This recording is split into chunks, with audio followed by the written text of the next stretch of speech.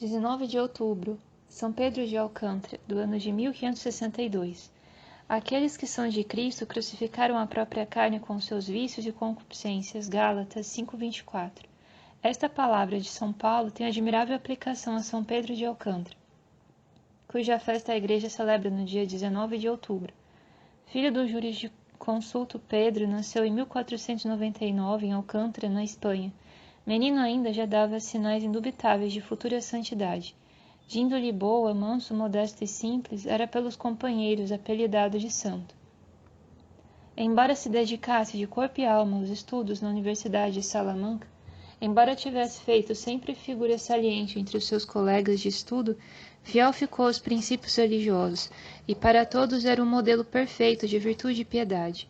Cotidianamente visitava a igreja, com muito rigor castigava os sentidos, particularmente os olhos, e as horas vagas dedicadas aos pobres doentes, que o estimavam extraordinariamente por sua caridade e modéstia. Era vontade do pai que Pedro se dedicasse aos estudos de direito, mas os desejos e aspirações do jovem eram outros. Tendo apenas 18 anos, pediu admissão na ordem de São Francisco de Assis.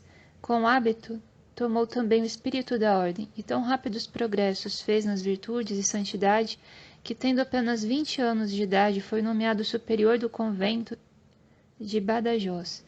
Sucessivamente ocupado os cargos de guardião e definitor, era para todos os confrades um modelo exemplaríssimo de perfeição monástica, e no cumprimento de todos os deveres.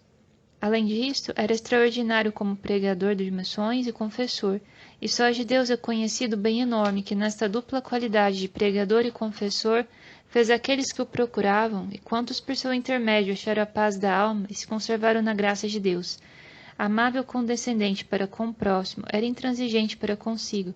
Franciscano de espírito e por convicção, outras coisas não possuía, a não ser um hábito surrado, um breviário, um crucifixo tosco e um bastão. Não usava calçado nem chapéu. Cada terceiro dia jejuava, alimentando-se unicamente de um pouco de pão, água e legumes temperados com cinza. Ao sono dedicava apenas 2 horas, e ainda assim sentado numa cadeira ou encostado na parede. Para sofrer ainda mais as inclemências do inverno, abria a janela do cubículo durante toda a noite. Se os confrades lhe pediam que moderasse um pouco o rigor das penitências, com um sorriso nos lábios respondia: fiz um contrato com meu corpo, pelo qual ele se comprometeu a sofrer muito durante esta vida, que é tão curta, e eu tomei o compromisso de proporcionar-lhe um repouso sem fim na eternidade. Assim viveu Pedro durante 40 anos, prestando neste longo tempo serviços muito mais relevantes à humanidade do que centenas daqueles que, passando vida regalada para a vida religiosa monástica, só têm desprezo ou um sorriso de irônica compaixão. A atividade deste pobre monge foi estupenda. Eleito provincial da ordem, Pedro visitou todos os conventos da mesma, confiados à sua jurisdição, e em todos introduziu a reforma à mão da regra primitiva do fundador. Passados 3 anos, renunciou ao cargo e, com permissão do Papa, acompanhado de alguns frades, dirigiu-se ao promontório Arabida, em Portugal, com o fim de experimentar praticamente a obra da reforma. Em breve se impôs a necessidade de construção de mais um convento, tantos eram os pedidos de admissão de novos candidatos. Satisfeito com este resultado inesperado, voltou para a Espanha, onde, a despeito de contradições, insultos e calúnias sem fim, fundou o convento de Pedroso. 4 outros conventos que já tinham aceito a reforma pediram para ser agregados ao de Pedroso. A obra da reforma tinha tomado um incremento tal que o Papa Paulo IV deu autorização para organizar na Espanha uma nova província franciscana, a qual pouco a pouco se afiliaram mais de 30 conventos de diversos países.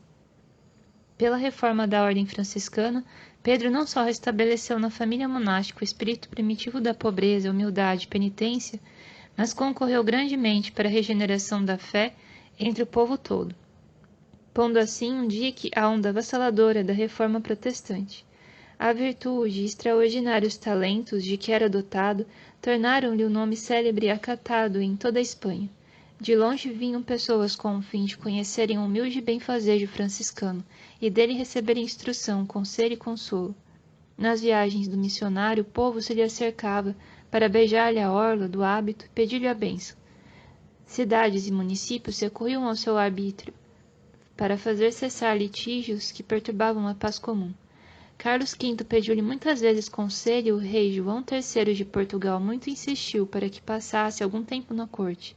A infanta Dona Maria entregou confiadamente os negócios de sua alma à direção do santo franciscano, e muitos representantes da alta fidalguia de Portugal e da Espanha lhe procuravam a amizade.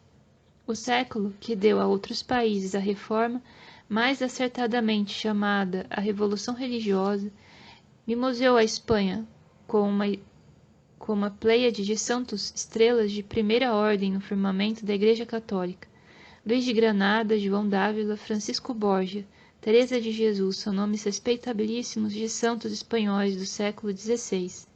Com todos eles, São Pedro de Alcântara esteve em viva comunicação e por muito tempo foi diretor espiritual da grande reformadora da Ordem do Carmo.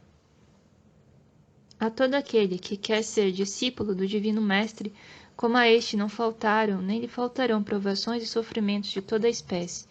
Pedro de Alcântara desta regra não fez exceção, mas também experimentou as doçuras da cruz de Cristo e a verdade da palavra do salmista que diz: melhor é um dia nos teus átrios, meu Deus, que milhares nas casas dos pecadores.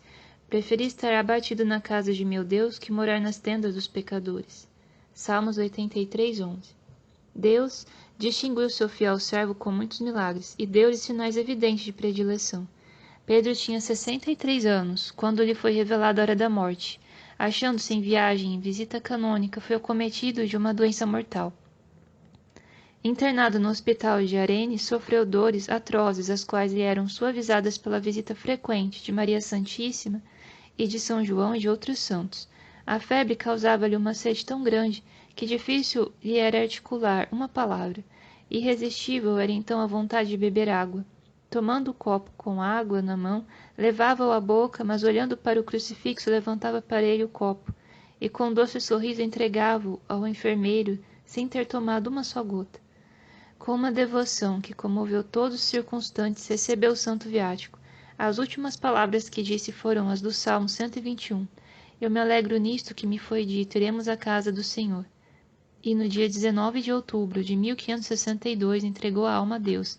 Santa Teresa, que nos seus escritos mais vezes com elogio se refere ao seu diretor espiritual, disse: ele morreu como viveu, isto é, santo, e por sua intercessão adquiri muitas graças de Deus. Vi-o diversas vezes rodeado de grande glória, e a primeira vez me disse: ó bem-aventurada penitência, que me fez alcançar uma glória tão sublime.